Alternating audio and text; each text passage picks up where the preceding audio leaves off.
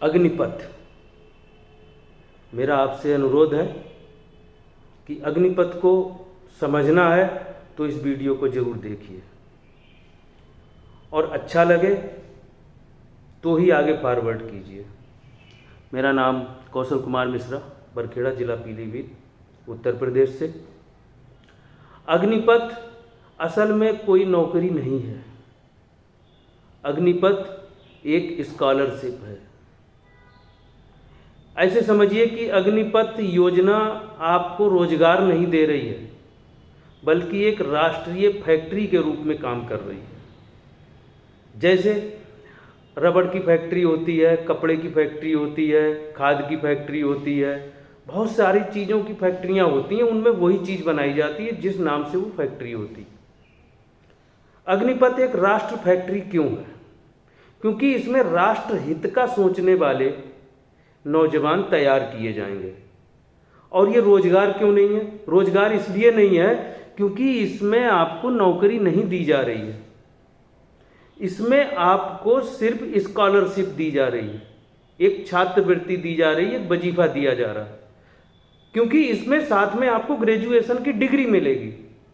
जब आपको एक पढ़ाई के लिए डिग्री मिलेगी, जब आपको एक पढ़ने के लिए 4 साल के लिए मौका मिलेगा, कुछ नया सीखने का मौका मिलेगा, कुछ आपके लिए यहाँ पर स्किल्स मिलेंगी, कुछ संस्कार मिलेंगे, राष्ट्रीय भावना मिलेगी और एक आर्मी मैन होने का, एक सैनिक होने का आपको एक तमगा मिलेगा।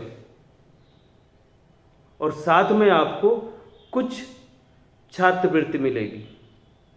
आपको असली नौकरी तब मिलेगी जब 25% लोग चुने जाएंगे अगले सेवा के लिए। पूर्ण सैनिक तब बनेंगे, तब आपके लिए पूरा का पूरा पैसा मिलेगा, पूरी सुविधाएं मिलेंगी। सुविधाएं तो तब भी मिलेंगी, एक सैनिक के रूप में आपको हर प्रकार की सुविधा मिलेगी और आपके लिए वो सब मिलेगा जो उन सैनिकों को मिलता है। ट्रेनिंग भी मिलेगी, संस्कार भी मिलेंगे, शिक्षा भी मिलेगी, भाईचारा भी मिलेगा, राष्ट्रीय भावना भी मिलेगी, लेकिन यहाँ पढ़ाई भी चलेगी साथ में। वो सैनिक भर्ती होने के बाद बॉर्डर पे जाएंगे, वो सैनिक भर्ती होने के बाद दूसरे मोर्चों पर भी जा सकते हैं, लेकिन ये 4 साल तक बहुत मुश्किल से ज़रूरत पड़ेगी तो ही मोर्चे पर भेजे जाएंगे, वरना इनको तब तक तैयार किया जाएगा अगले मिशन के लिए। अगला मिशन क्या होता?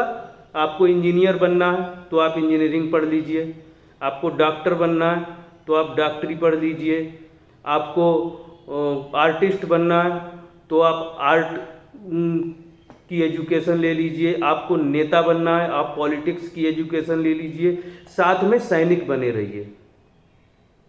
मालूम है हमारे देश को कितना बड़ा फायदा होगा? आज ट्रेन में एक 20-25 रुपए का डिब्बा जंजीर से बांधा जाता है। पंसारी की दुकान पर एक पेन 2 रुपए का पेन सुतली से बांधा जाता है। क्या इतने गिर गए हैं हम लोग कि 2 रुपए का पेन चुरा ना ले जाए कोई, इसलिए सुतली से बांधा जाता है? ट्रेनों में कितने सामान इतनी टाइट तरीके से बंधे होने के बाद भी लोग खोल ले जाते हैं। कारण यही है, किताबें पढ़ते हैं, उन्होंने कभी भावनाएं नहीं पढ़ी। संकोचवश समझ लीजिए, व्यस्ततावश समझ लीजिए, या और भी कारण समझ लीजिए, माँ बाप उन संस्कारों को बच्चों को नहीं सिखा सकते जिन संस्कारों के लिए उसको जीवन में ज़रूरत पड़ेगी। सबसे बड़ा संस्कार तो राष्ट्रीय भावना है। सबसे बड़ा संस्कार तो ये है कि वो ये समझे कि ये देश की संपत्ति हमारी संपत्ति से कहीं ज़्यादा कीमती है। क्योंकि हमारी संपत्ति को तो हम इस्तेमाल करते हैं, लेकिन देश की संपत्ति को पूरा देश इस्तेमाल करता है। लेकिन उसी देश की संपत्ति, शौचालय के 20-25 रुपए के डिब्बे को जंजीर से बांधना पड़ता है। एक दिन भी वो डिब्बा बंधा ना रहे तो अगले दिन उस शौचालय में वो डिब्बा नहीं मिलेगा। कारण ये है कि किताबें तो पढ़नी हैं, लेकिन नैतिक शिक्षा नहीं पढ़ाई गई। नैतिक शिक्षा कौन पढ़ाएगा? मैं डिरमंड राजकीय इंटर कॉलेज पीलीभीत की बात करता हूँ। आखिरी पीरियड नैतिक शिक्षा का होता था, रजिस्टर में हाजिरी लगती थी, पूरा पीरियड पढ़ाया जाता था। आज कौन से कॉलेज में नैतिक शिक्षा पढ़ाई जाती है? कौन से स्कूल में नैतिक शिक्षा पढ़ाई जाती है? सिर्फ जोड़ घटाव गुणा भाग। पृथ्वीराज चौहान कौन थे, बाबर कौन था, औरंगजेब कौन था, फलाना डिमका, बस यही। देश कहाँ है? हम लोग नौकरी करने के लिए घुस पड़ते हैं, किताबें मोटी मोटी पढ़ी, डिग्री ली, मार्कशीट ली, नौकरी करने लगे, बिजनेस करने लगे। हमें यही नहीं पता कि हम किस लिए जी रहे हैं। देश को बर्बाद करके रख दिया। पॉलिटिशियन राजनीति में आता तो वो पता नहीं कितने जन्मों के लिए अपनी तिजोरियां भरने लगता था। आज कुछ संस्कार आए हैं राजनीतिज्ञों में, आज कुछ संस्कार आए हैं नौकरशाहों में, कुछ कर्मचारियों में भी आए हैं। सोशल मीडिया ने बहुत ज़्यादा योगदान दिया है और ये सोशल मीडिया का ही माध्यम है जो मैं आज बात कहना चाहता हूँ वो कह पा रहा हूँ। तो मैं फिर से आता हूँ मुख्य बात पर कि ये स्कॉलरशिप है। आप 4 साल सैनिक होने के साथ साथ, सैनिक ट्रेनिंग के साथ साथ आप अपने इच्छानुसार अपनी मर्जी का विषय साथ में पढ़ेंगे और आपको उस विषय की विशेषज्ञता करने के लिए, उसमें विशेषज्ञ बनने के लिए आर्मी, सेना आपको पूरी मदद करेगी और फिर आपको एक डिग्री मिलेगी। तब आप जॉब करने के लिए तैयार होंगे, तब आप दुनिया के किसी भी कोने में अपने उत्तरदायित्वों का निर्वहन करने के लिए योग्य हो पाएंगे। आप में से 25% को फिर सेना चुनेगी अपने प्रयोग के लिए, क्योंकि तब आपको संस्कारित करके सेना भी स्वीकार करेगी और आपको कोई भी सरकारी विभाग या प्राइवेट संस्थान आपको सम्मान के साथ अपने यहाँ स्वीकार करेगा। मैं दावा करता हूँ 4 साल के बाद आपको सेना 25% चुनेगी, लेकिन 75% आपके दरवाजे पर प्राइवेट संस्थान खड़े मिलेंगे कि इनमें से इतने अग्निवीर, इतने कर्मवीर मुझे चाहिए, मेरी फैक्ट्री के लिए, मेरे संस्थान के लिए, मेरे डिपार्टमेंट के लिए। आपको नौकरियों की कमी नहीं रहेगी क्योंकि आप पके हुए होंगे, आप में कर्तव्य भावना होगी, आप में संस्कार होंगे। सैनिक के लिए हमेशा सम्मान रहा है और वो सम्मान आपको इन डिग्रियों के साथ नहीं मिलेगा जो डिग्रियां कॉलेजों में बंट रही हैं। एनसीसी के जो ट्रेंड स्टूडेंट होते हैं उनके लिए भी बहुत सम्मान है, लेकिन वो पर्याप्त नहीं है। वो एक पार्ट टाइम ट्रेनिंग है, छोटा सा आप समझिए एक्सपीरियंस होता है। लेकिन 4 साल सेना का पका हुआ जवान, कौन नहीं चाहेगा मेरे सामने एक जवान बैठा हो, मेरे साथ काम करे, मेरे लिए काम करे, मैं उसकी सेवा करूं। और उस जवान को जिस संस्थान में, जिस विभाग में भी वो नौकरी करेगा, चाहे सरकारी करे, चाहे प्राइवेट नौकरी करे या बिजनेस ही करे अपना, उसको वही सम्मान मिलेगा जिस सम्मान का हकदार हर फौजी होता है। तो आपको ये कैसे भ्रम हो गया कि आपको डिग्री भी मिल रही है और नौकरी भी मिल रही है? कौन सी डिग्री नौकरी के साथ मिलती है भाई?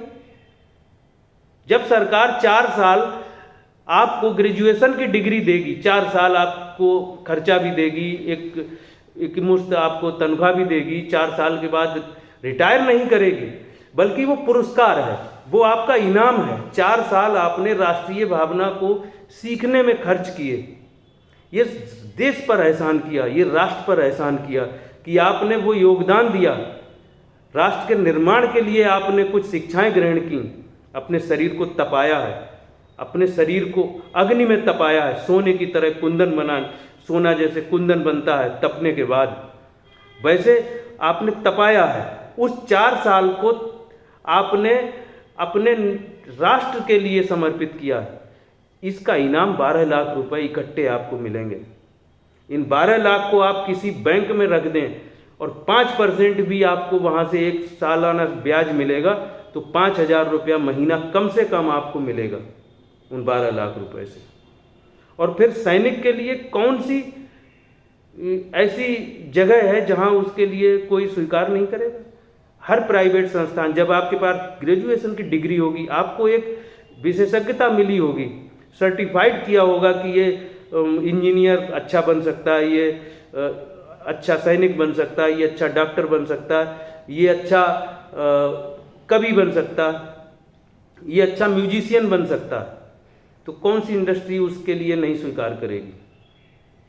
और फिर जब वो पूर्व सैनिक होने का तमगा लेकर वहाँ अपनी सेवा देगा, तो उसका सम्मान किस कदर होगा? तब आप नौकरी करेंगे, तब आपको तनख्वाह मिलेगी, वो जो भी हो सकती है। लेकिन अभी आपको सिर्फ स्कॉलरशिप मिल रही है, सिर्फ आपको एक वजीफा मिल रहा है, सिर्फ आपको एक छात्रवृत्ति मिल रही है, ना कि ये आपको तनख्वाह मिल रही है। इसलिए ये भ्रम में ना रहिए कि सरकार आपको नौकरी दे रही है, पहली चीज़। दूसरी चीज़ ये कि लोग कह रहे हैं कि फलाने वर्गीय ने कहा कि अगर हमारे कार्यालय में ज़रूरत पड़ेगी गार्ड की तो हम अग्निवीर को प्राथमिकता देंगे, तो कहा कि इन्हें चौकीदार बनाना चाहते हैं। अरे भाई, प्रधानमंत्री ने चौकीदार बनना स्वीकार किया है, तो दूसरा क्यों ऐतराज़ करेगा? अच्छा, चौकीदार क्या इंसान नहीं है? या चौकीदारों का आत्मसम्मान नहीं है? या चौकीदारी करना कोई निर्लज्ज काम है, निकृष्ट काम है क्या? चौकीदारी तो आप अपने परिवार की भी करते हैं, अपने गांव की भी करते हैं, अपने घर की भी करते हैं। तो चौकीदार होना कोई शर्म की बात नहीं है, मजदूर होना भी शर्म की बात नहीं है। पकौड़े बेचने वालों ने भी इनकम टैक्स भरे हैं और भर रहे हैं लोग। तो ये कौन सी बात हुई कि चौकीदार बनाना चाहते हैं? चौकीदारों के लिए क्या ये आपने इतना गिरा हुआ समझ लिया? यहाँ तो यही तो शर्मनाक बात है। वहाँ करोड़पति अरबपतियों के बच्चे विदेशों में अखबार बेच के, दूसरे छोटे छोटे काम बेच के, जूते सिलकर भी वो अपने रोज का खर्च निकालने की कोशिश करते हैं, वो सीखते हैं। और यहाँ खेतों के लिए मजदूर नहीं है, खेती चौपट हो रही बिना मजदूरी के, और देश में बेरोजगारी फैली हुई है। ये कौन सी बात हुई भाई? देश में बेरोजगारी फैली है, खेतों में मजदूर नहीं मिल रहे हैं, खेती चौपट हो रही है। हमारे पश्चिम में देख लो, बरेली मंडल में तो देख ही लो, कम से कम खेतों में स्प्रे करने के लिए मजदूर नहीं मिलते हैं, दूसरे गांव से ढूंढने पड़ते हैं कि कोई मिल जाए। और बेरोजगारी फैली हुई है, क्योंकि यहाँ यही बहुत बड़ा तमाशा कर दिया लोगों ने कि भैया ये छोटा काम, ये बड़ा काम। काम बड़ा होता है, ना कि कौन सा काम बड़ा होता है। सम्मान के साथ जो भी करो, ईमानदारी के साथ करो, वो काम बड़ा है। मजदूरी करना भी बुरा नहीं है, और कलेक्टरी करना भी बहुत अच्छा नहीं है। आखिर सबको एक दिन ख़त्म हो जाना है, कर्तव्य सबके निभ जाएं, यही बहुत बड़ी बात है। तो कारण यही है कि लोगों के अंदर राष्ट्रीय भावना की कमी है, इसलिए लोग काम को छोटा बड़ा समझ के चुनते हैं। अच्छा, जब आप पॉलिटिक्स में आते हैं, आपने क्या पॉलिटिक्स में सीखा? वही पुराना राजनीति विज्ञान सीख लिया, पढ़ लिया और राजनीतिक हो गए। अब सोचिए कोई कर्मवीर, कोई अग्निवीर 4 साल के बाद सेना की नौकरी नहीं, छात्रवृत्ति लेके आया और उसने राजनीति ज्वाइन कर ली, और राजनीति में उसने सेवा को चुना। तो वोट आप किसे दोगे? आप किसे वोट देना पसंद करोगे? उस अग्निवीर को वोट दोगे, या उस परिवार से आए हुए किसी व्यक्ति ने टिकट लेके खड़ा कर लिया, मैं प्रधान बनूंगा, कि मैं जिला पंचायत सदस्य बनूंगा, मैं विधायक बनूंगा, मैं एमपी बनूंगा? तो आप उस अग्निवीर को चुनोगे, या उसे चुनोगे जो किसी नेता के परिवार का व्यक्ति था जिसने टिकट लेके इलेक्शन में खड़ा होना है, आप अग्निवीर को चुनोगे क्योंकि वो पूर्व सैनिक है। आपको ये विश्वास होगा कि ये व्यक्ति ईमानदार होगा, इस व्यक्ति के अंदर राष्ट्र का हित छिपा है, इस व्यक्ति के अंदर सेवा भावना छिपी है, इस व्यक्ति के अंदर मेहनत करना कूट कूट के भरा हुआ है, ये व्यक्ति समर्पित रहना सीख चुका है, ये व्यक्ति कर्तव्यों के प्रति पूरी तरह से वफादारी करेगा। तो जब अग्निवीर के लिए आप वोट देना पसंद करोगे तो उस अग्निवीर के लिए कौन व्यक्ति नौकरी देना नहीं चाहेगा। अब दूसरी बात पे आते हैं कि अग्निवीर 4 साल के बाद क्या करेगा। अच्छा चलिए, 18 साल में आपकी नौकरी लग गई, 22 साल में आपको डिग्री मिल गई और आप उस आर्मी के कॉलेज से, एक ट्रेनिंग सेंटर से आप 4 साल बाद एक डिग्री लेके और 15-12 लाख रुपया लेके और लगभग इतना ही रुपया उतने साल में छात्रवृत्ति लेके बाहर आए। 22 साल में आपको 4 से 5 साल, शायद कुछ ज़्यादा ही छूट मिलेगी दूसरी नौकरियों के लिए। तो क्या आपको ये कम सिक्योरिटी मिल रही है? इतने दिनों आपने करीब 11-12 लाख एक छात्रवृत्ति मिल गई, आपको स्कॉलरशिप मिल गई और इतने ही रुपए आपको इकट्ठे मिल गए। क्या आप 1 साल 2 साल भी मेहनत करोगे पढ़ने के लिए अपने घर पे बैठ के, तो आपको किसी से हाथ फैला के पैसा नहीं मांगना पड़ेगा पढ़ाई के लिए। आपको सरकार ने पहले ही दे दिया है, आप चाहे घर पे रह के पढ़ाई करिए आगे के लिए, आपको आयु सीमा में छूट मिलेगी। क्या दिक्कत है? 25, 26, 27 साल की उम्र तक तो पहले ही से आप कोशिश करते हो दूसरी नौकरियों के लिए, तो इसमें क्या दिक्कत हो गई? 22 साल में आपको पका के तैयार करके एक प्रोडक्ट के रूप में एक राष्ट्रीय फैक्ट्री में आप तैयार होके आ गए, एक सोल्जर। आप नए मिशन पे जाइए, सेना भी आपको ले सकती है। हो सकता है कि आप सेना के अलावा दूसरा क्षेत्र खुद ही चुनना चाहें। आप उन 25% जो वैकेंसियां फुल टाइम के लिए सेना निकालेगी, शायद आप वहाँ ना जाना चाहो, मर्जी से ही ना जाना चाहो। आप इससे पहले ही कहीं दूसरी जगह इस योग्य खुद को समझ लो कि मैं वहाँ सेट हो जाऊंगा। तो आपको ये समझ के चलना है कि ये आपके लिए एक अपॉर्चुनिटी है, आपको एक ट्रेनिंग के लिए जाना है, आपका एक डिप्लोमा है, आपके लिए एजुकेशन सेक्टर मिला है जहां आपको पैसा भी मिलेगा। ठीक, पहली बात।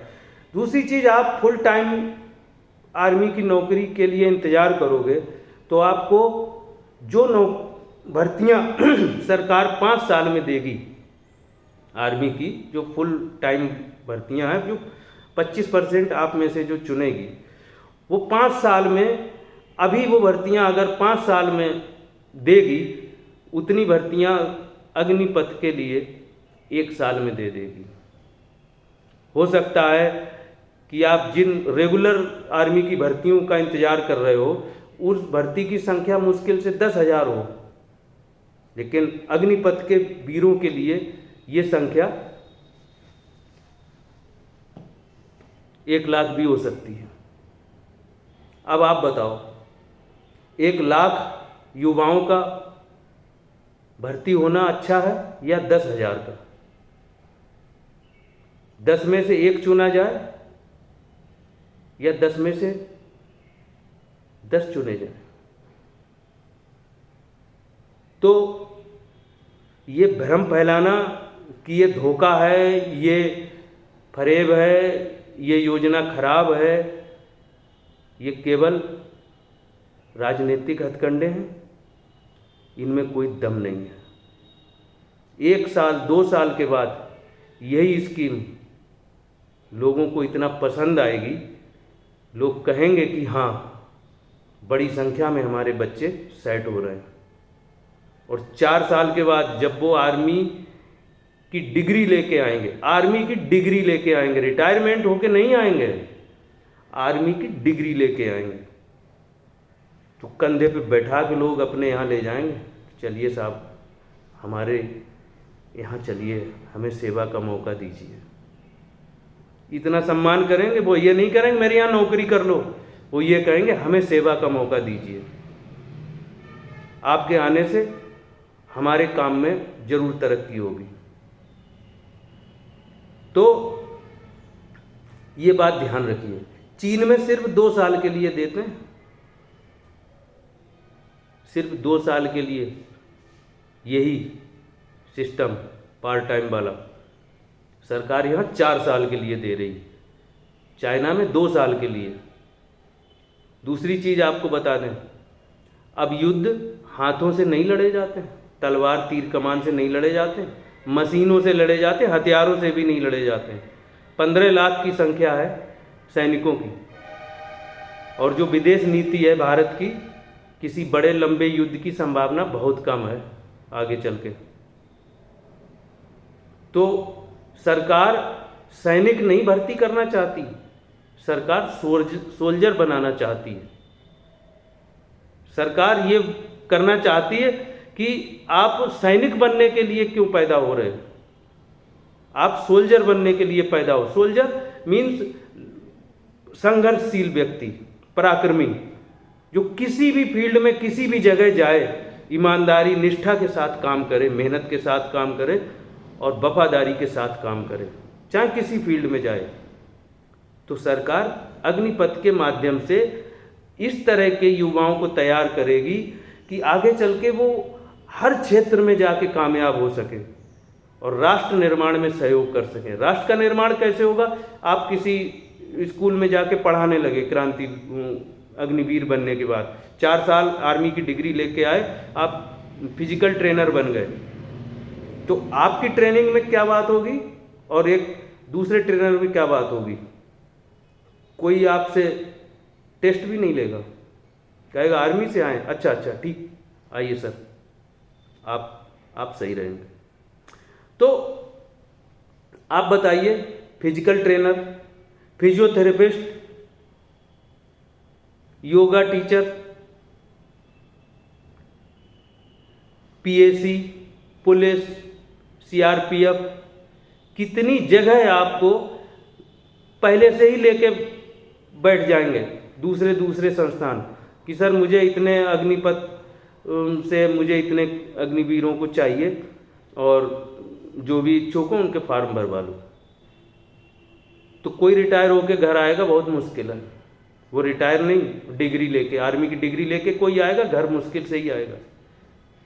आप ये मास्टर स्ट्रोक को समझ लीजिए और ये समझिए कि 50 लाख 1 करोड़ आर्मी भर्ती करके सरकार उनको तकिया लगा के लेटने को कह देगी, और इतना ना तो सरकार के पास संसाधन है और ना इतना जरूरी है।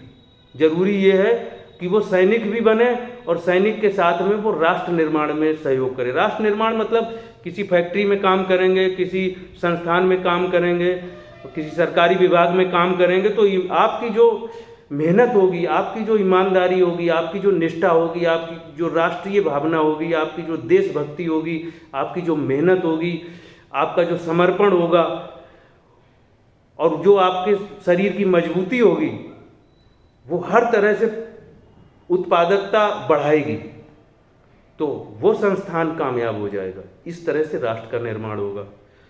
और अब रही बात ये कि 4 साल में क्या होगा, या 20,000 या 30,000 या 35,000 रुपये महीने से क्या होगा, तो आंगनबाड़ी हैं, उनके साथ एक सहायिका रहती है। शिक्षा मित्रों ने तो 15 साल 3,500 रुपये लेके काट दिए, अब तो उन्हें 10,000 मिल रहे हैं। अनुदेशक कई सालों से 7,500 8,000 में ज़िंदगी बसर कर रहे हैं। पंचायत मित्र हैं, रोजगार सेवक हैं, इनके 10,000 से ऊपर किसी को नहीं मिलते और इनकी पूरी ज़िंदगी ख़त्म हो जानी है वही करते करते। आपको आर्मी में भी जाने का मौका मिल रहा है और आर्मी के बाद मन चाहे क्षेत्र में भी जाने का मौका मिल रहा है। आर्मी में तो कुछ ही % लोग सिर्फ आर्मी के लिए सोचते हैं कि मैं पैदा हुआ हूँ, ज़्यादातर तो रोजगार के उद्देश्य से जाते हैं। तो आर्मी का एक स्टिकर, एक तमगा, एक मेडल, एक डिग्री आपको मिली होगी, दूसरा मनपसंद क्षेत्र आपका इंतजार कर रहा है, तो आपको तो दोनों ही चीज़ें मिल गई। एक व्यक्ति सफल वैज्ञानिक भी बनना चाहे, सफल डॉक्टर भी बनना चाहे, सफल इंजीनियर भी बनना चाहे, और उसको तीनों ही बनने का मौका मिल जाए, तो उसकी ज़िंदगी में फिर क्या कमी रह गई? एक ही क्षेत्र में विशेषज्ञ बनने के लिए ज़िंदगी कम पड़ जाती है। तो ये एक चीज़ मैं सरकार से और कहना चाहता हूँ कि जो एक मानक है, एक लंबाई है, एक चेस्ट का और फिजिकल जो मानक है, उसके हिसाब से तो एक ग्रेड तैयार हो रहा है, उसमें 25% आप फुल टाइम आर्मी के लिए भर्ती कर लेंगे, फ्रंट लाइन के लिए, ठीक।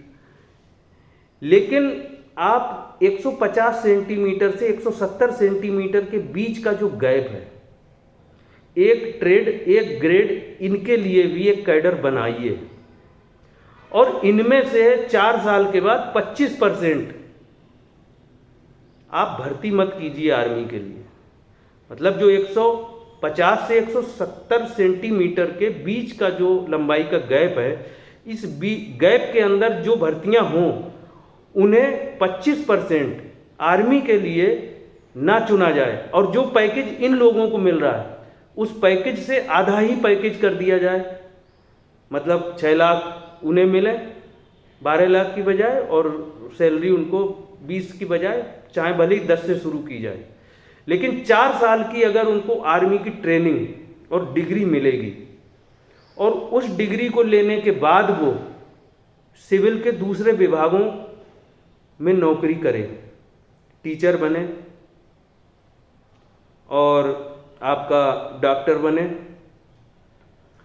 क्लर्क बने, विदेश सेवा में जाए, संगीतज्ञ बने, या प्राइवेट संस्थानों में जाए, तो वो भी उतना ही ज़्यादा उपयोगी साबित होगा जितना उपयोगी आपका 170-75 प्लस सेंटीमीटर का लंबा चौड़ा जवान उपयोगी साबित होगा। क्योंकि जो कम लंबाई के लोग हैं, उनके अंदर भी राष्ट्रीय भावना है, उनके अंदर भी जज्बा है, लेकिन कभी भी वो सैनिक नहीं बन सकते, क्योंकि उनकी लंबाई नहीं है, वो हीन भावना में जी रहे हैं। हमारे देसी भाषा में गंठा गंठा लोग कहते हैं, लोगों से ठेगना कहते हैं। उनके भी जीवन में कुछ सुधार आ जाए। तो जब राष्ट्रीय फैक्ट्री में इन युवाओं का निर्माण हो रहा है, तो जो अंडर हाइट लोग हैं, अंडर हाइट युवा हैं, उन्हें भी आप ट्रेंड कीजिए, और एक स्कॉलरशिप उनको भी दीजिए,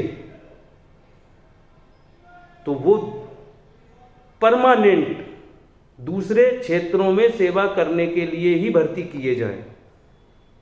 कि आप आर्मी में आए हो, एक्स आर्मी भी बोले जाओगे, लेकिन आप आगे 25% की भर्ती में शामिल नहीं होगे, क्योंकि आप अंडर हाइट हो। लेकिन आपके जो अनुभव है, आपकी जो योग्यता है, आपकी जो ट्रेनिंग है, आपकी जो नैतिक शिक्षा यहाँ से मिल रही है, आपको जो दूसरे धर्मों का सम्मान करना यहाँ से सिखाया गया है, आपके अंदर जो ईमानदारी भरी गई है, आपके अंदर जो समर्पण भरा गया है, वो दूसरे क्षेत्रों के लिए भी क्रांतिकारी साबित होगा। इसके लिए आपको भर्ती किया जाता है। मेरा विश्वास कीजिए, देश बदल जाएगा, और इस देश को पूरी दुनिया पे शासन करने का मौका मिलेगा। इस देश को, ये देश पूरी दुनिया पे शासन करेगा।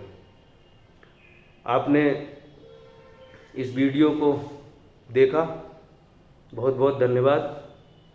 आज योगा डे है, 21 जून, और मैं अपना परिचय दे ही चुका हूँ। कौशल कुमार मिश्रा, बरखेड़ा, पीलीभीत, उत्तर प्रदेश से। सोशल मीडिया पे थोड़ा बहुत लिखता रहता हूँ, लेकिन ट्रेनें जलाई गईं, कोचिंग क्लासों ने तमाशा किया, राजनीतिक हथकंडे अपनाए जा रहे हैं। कितने लड़के, कितने युवा बर्बाद कर दिए, जो ट्रेस हो गए, जिनके खिलाफ मुकदमे लिख जाएंगे, उनकी ज़िंदगी काली कर दी इन राजनीतिज्ञों ने। अगर यही एक्स आर्मी के लोग, यही अग्निवीर जिस दिन वहाँ से 4 साल की डिग्री लेके ना राजनीति में आएंगे, तो भले ही शासन इनको ना मिले, ये इस तरीके की गंदी हरकत कभी नहीं करेंगे। जैसी गंदी हरकतें वो परंपरागत राजनीतिक कर रहे हैं, जो पैदा हुए हैं नेतागिरी करने के लिए, जो पैदा हुए हैं शासन में बैठने के लिए, जो पैदा हुए हैं विपक्ष में बैठने के लिए, और पैदा हुए हैं गाड़ियों में हूटर लगाने के लिए। हम तो चाहते हैं कि हर सेवा में आने वाला व्यक्ति अग्निपथ से गुजर के आए, तो हमारे देश को 10 साल के अंदर सोने की चिड़िया नहीं, सोने का बाज बनने का मौका मिलेगा। सोने का बाज, जो अपनी भी सुरक्षा कर सकता और दूसरे की भी व्यवस्था कर सकता। तो बहुत बहुत धन्यवाद। वीडियो लंबा हो गया। अगर आपको अच्छा लगा हो तो आप इसको प्लीज़ शेयर कीजिए, दूसरे लोगों को फॉरवर्ड कीजिए, लाइक कीजिए, कमेंट कीजिए। अगर आपने इसको लोगों के बीच पहुंचाया तो मेरी हिम्मत पड़ेगी आगे और वीडियो बनाने की, आगे और बात कहने की। हम जैसे और भी लोग कोशिश करेंगे अपनी भावनाएं व्यक्त करने की। और नहीं भी कोई फॉरवर्ड करेगा तो कोई दिक्कत नहीं, कुछ लोगों तक तो मेरी बात ज़रूर पहुंचेगी। बहुत बहुत धन्यवाद। जय भारत, जय बाबा।